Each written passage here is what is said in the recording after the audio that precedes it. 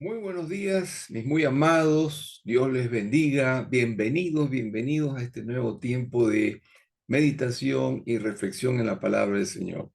Como siempre, muy complacido con su grata compañía y también con la fidelidad con que han premiado a este siervo del Señor.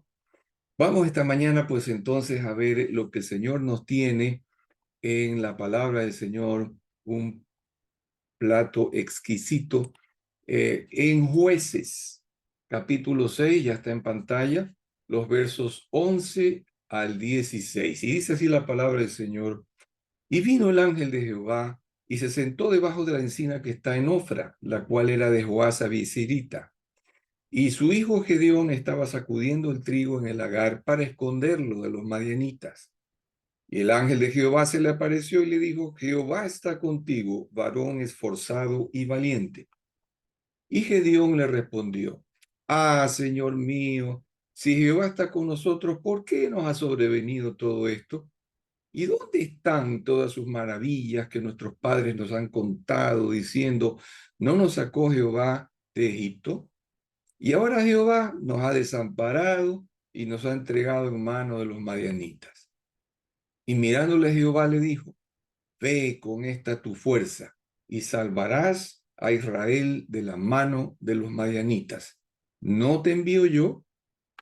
Entonces le respondió: Señor mío, ¿con qué salvaré yo a Israel? He aquí que mi familia es pobre en Manasés y yo el menor de la casa de mi padre. Y Jehová le dijo: Ciertamente yo estaré contigo y derrotarás a los madianitas como a un solo hombre. Hasta aquí la palabra del Señor que vamos a meditar en esta mañana. Amados hermanos, déjenme por favor confesarles que este es uno de mis pasajes favoritos en la Escritura. Por un lado, hay dos personajes en esta historia que se topan frente a frente en medio de una circunstancia muy particular. Por un lado, se nos muestra también, o por otro lado, se nos muestra también dos perspectivas totalmente opuestas y diferentes acerca de la misma situación. Veamos primeramente a los personajes. Eh, el personaje central, por un lado, es Gedeón, uno de los héroes de la fe, quien estaba apresuradamente recogiendo trigo para correr a esconderlo de los madianitas antes de que vinieran por hordas invasoras a Israel a saquearlo todo. Los madianitas eran un pueblo grande que estaba al este de Israel de aquel entonces y se habían multiplicado en gran número y caían por manadas y por hordas como terroristas. Y cada vez que caían de sorpresa, iban matando gente, iban arrasando todo lo que podían y se iban llevando y saqueando, ¿no? Pues los ganados, la agricultura, los productos, todo. Y realmente tenían atemorizado al pueblo de Israel y lo tenían completamente achicado, ¿no? Sometido, ¿no? Pero veamos el otro personaje que aparece aquí en escena, que es, como le llama la escritura, el ángel de Jehová. El ángel de Jehová se le aparece sorpresivamente, pero miren ustedes que lo saluda de un modo muy curioso, muy especial. Le dice varón esforzado y valiente, así lo llama. Pero lo llama así a un hombre lleno de miedo, buscando recoger lo poco, ¿no?, que había encontrado y lo poco que había podido recoger para huir cobardemente y esconderse del enemigo antes de que viniera. De paso, déjenme decirles que muchos eruditos interpretan a este personaje que la escritura lo describe como el ángel de Jehová, como una epifanía, es decir, una manifestación de un tipo de Cristo, es decir, el mismo Hijo del Altísimo, como muchas otras que están en el Antiguo Testamento, como cuando pasó con Abraham, etcétera. con Jacob, que luchó contra un ángel, dice, ¿no? Bien, entonces ahora, después de ver estos dos personajes, veamos las dos opuestas perspectivas, que esto es muy interesante. La perspectiva de un personaje y la del otro, pero ante una misma situación. Lo que veía de esta situación el uno y lo que veía de la misma situación el otro. Dos completamente opuestas. La primera perspectiva, la de Gedeón. Para empezar, Gedeón le lanza a su interlocutor pues una letanía de quejas y una historia de desgracia, como queriendo justificar su incapacidad, ¿no? Su cobardía, su impotencia. ¿Cómo se veía Gedeón a sí mismo? Como abandonado por Dios, escéptico porque no creía, ¿no? De los pasados portentos que sus padres le habían contado, pesimista ante el futuro, se sentía miserable y se veía como el menor de una larga familia, ¿no? De Israel, de Manasés, dice una familia pobre, sin recursos, de la más pequeña tribu de Israel. O sea, toda una calamidad, una desgracia, ¿no? Esa era la perspectiva ante la situación imperante de Gedeón. Pero veamos ahora la segunda perspectiva, la del ángel de Jehová.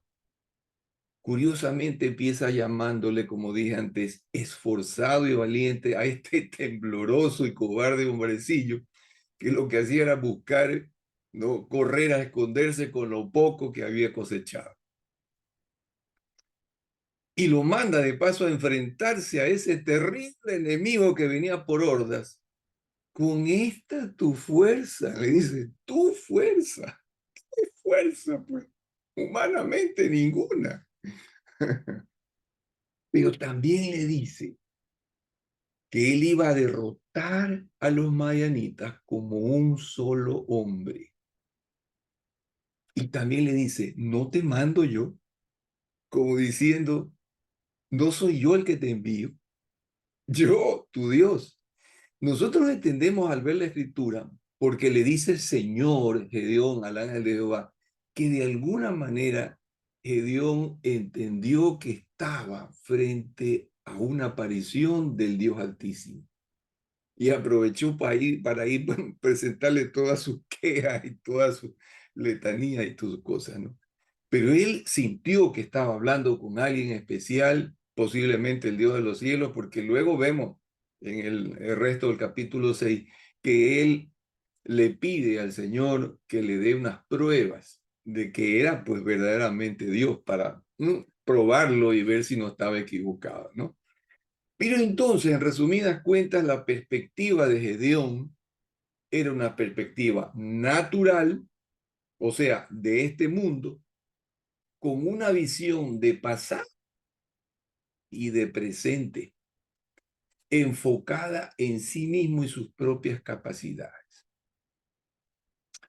La perspectiva del Señor, en cambio, era una perspectiva sobrenatural del mundo celestial y con una visión de futuro, porque él veía a Gedeón como aquel varón que llegaría a ser, no el que había sido o el que era, sino el que había de ser, ¿no? Según lo oculto que estaba en su corazón, algo que Gedeón mismo todavía no había descubierto, ¿no?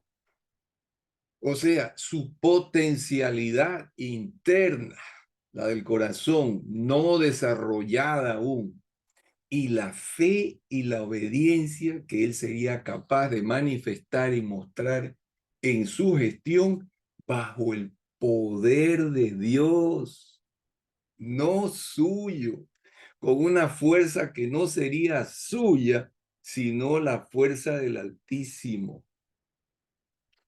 Hermanos, esto es algo maravilloso porque vemos un encuentro como el que Dios tiene con nosotros. Y entonces cabe la pregunta, ¿cómo me veo yo a mí mismo? ¿Cómo te ves tú, hermano o hermana, a ti mismo? ¿Te ves también como Gedeón, acaso? Incapaz, débil, llena de defectos, como una persona sin potencial, temerosa, que duda a veces del poder de Dios, que no se cree capaz de hacer todo lo que Dios cree o quiere hacer contigo. ¿Cómo te ves tú?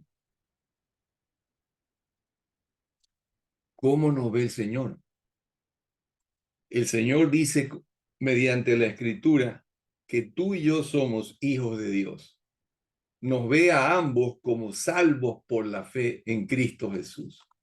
También nos ve como nuevas criaturas, nos ve como herederos y coherederos del reino de Cristo, nos ve como libres del pecado y de la condenación, nos ve ciudadanos de los cielos, nos dice que somos más que vencedores, nos dice que nadie nos puede separar del amor de Cristo, ¿no? de Dios que es en Cristo Jesús.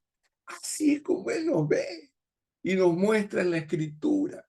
Y nosotros lo hemos leído, lo hemos visto, lo hemos estudiado, pero a menudo pareciera ocurrir que nos olvidamos o no creemos en la forma como Él nos ve.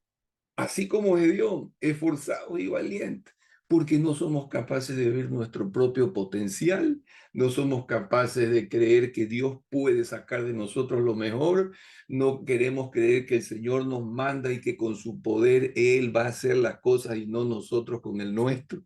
¿Me explico? Eso es el mensaje que el Señor nos trae en esta mañana. ¿Cómo te ves tú? ¿Cómo te ve el Señor? Así que cuando tú te enfrentes al Señor leyendo la Escritura y el Señor encuentres tú que te manda a hacer algo, o que tú escuchas o sientes que el Señor a través de personas, de sueños, de muchas formas, te dice que hagas algo, la pregunta es, ¿la vas a hacer? ¿Lo vas a hacer? ¿Lo vas a hacer porque crees lo que el Señor cree que tú eres? ¿O te vas a quedar allí, no, que mira, que las circunstancias, que la queja, que por acá, que la miseria, que el problema que estamos viviendo en el país, que el todo estamos fregados, que no hay forma? Es así como tú te ves. El Señor nos llama a vernos como campeones que Él sabe y cree que somos. Campeones en Cristo Jesús. Somos más que vencedores. Así que si el Señor nos manda, no nos manda a Él, no es Él el que nos está mandando, vayamos y hagamos lo que el Señor nos ha llamado a hacer y no sigamos desconfiando en sus promesas y en todo lo que Él dice que somos en la Escritura. Oremos, hermano. Padre, tremendo lo que tú nos has hablado en esta nueva mañana. Gracias por el desafío que nos plantea. Perdónanos, Padre, por nuestra falta de fe, nuestra desconfianza en ti acerca de lo que tú crees y piensas de nosotros mismos. Perdónanos por la desobediencia que hemos tenido para contigo, por haber dejado tal vez muchos planes tuyos en el pasado o parqueados o pendientes.